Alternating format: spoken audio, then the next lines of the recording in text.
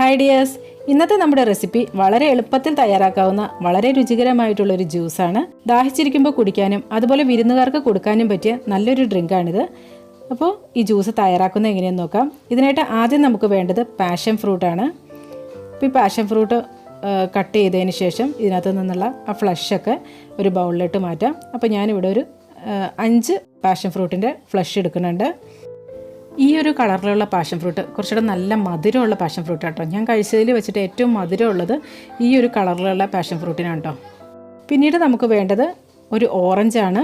അപ്പോൾ ഈ 5 എണ്ണത്തിനോട് കൂടി ഒരു ഓറഞ്ച് മതിയാവും കേട്ടോ. പിന്നെ ഈ ഓറഞ്ച് പിഴിഞ്ഞ് ഇതിൻ്റെ നീരെടുക്കണം.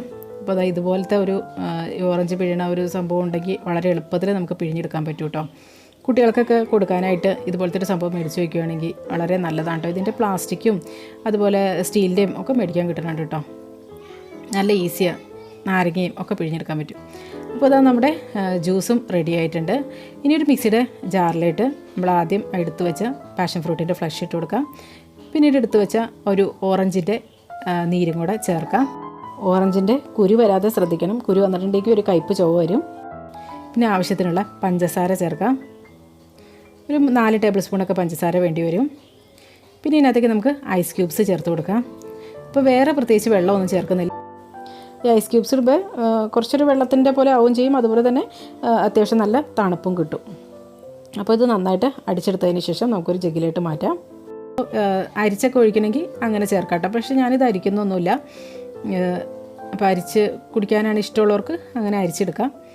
അപ്പോൾ ഇനി നമുക്കിത് ഒരു സെർവിങ് ഗ്ലാസ്സിലിട്ട് മാറ്റാം. അപ്പോൾ സെർവിങ് ഗ്ലാസ്സിലിട്ട് 2 ഐസ് ക്യൂബ്സൊക്കെ ഇട്ടിട്ടുണ്ട്. നല്ല തണുപ്പോട് കൂടി ജ്യൂസൊക്കെ എപ്പോഴും നല്ല തണുപ്പോട് കൂടി കുടിക്കുമ്പോഴായിരിക്കുമല്ലോ അതിൻ്റെ ടേസ്റ്റ്. അപ്പോൾ അതായത് റെഡി ആയിട്ടുണ്ട്. ഇത്രയേ ഉള്ളൂ. നല്ല ടേസ്റ്റാണ് കേട്ടോ. സാധാ പാഷൻ ഫ്രൂട്ട് വെറുതെ ജ്യൂസ് അടിക്കുന്നേക്കാളും നല്ല ടേസ്റ്റാണ് ഈ ഒരു ഓറഞ്ചും കൂടെ ഇട്ടിട്ട് ജ്യൂസ് അടിച്ച് കഴിയുമ്പോൾ. അപ്പോൾ ഇതെല്ലാവരും ഒന്ന് ട്രൈ ചെയ്ത് നോക്കൂ കേട്ടോ. നമ്മൾ ഓൾറെഡി ഒരു പാഷൻ ഫ്രൂട്ട് വെച്ചുള്ള പുഡിങ്ങിൻ്റെ വീഡിയോ ചെയ്തിട്ടുണ്ട്. അപ്പോൾ അതിൻ്റെ ലിങ്കും ഡിസ്ക്രിപ്ഷൻ ബോക്സിൽ കൊടുക്കാം. അപ്പോൾ അതും കൂടി ഒന്ന് കണ്ടു നോക്കൂ കേട്ടോ. അപ്പോൾ വീഡിയോ ഇഷ്ടമായിട്ടുണ്ടെങ്കിൽ ലൈക്ക് ചെയ്യാനും ഷെയർ ചെയ്യാനും കമൻറ്റ് ചെയ്യാനും മറക്കല്ലേ. അതുപോലെ തന്നെ ചാനൽ സബ്സ്ക്രൈബ് ചെയ്തിട്ടില്ലെങ്കിൽ പ്ലീസ് ഒന്ന് സബ്സ്ക്രൈബ് ചെയ്ത് സപ്പോർട്ട് ചെയ്യുക. അപ്പോൾ നല്ലൊരു ഉഷാർ വീഡിയോയുമായി വീണ്ടും കാണാം. എല്ലാവർക്കും നല്ലൊരു ദിവസം ആശംസിക്കുന്നു. Thank you for watching Aisha's creations.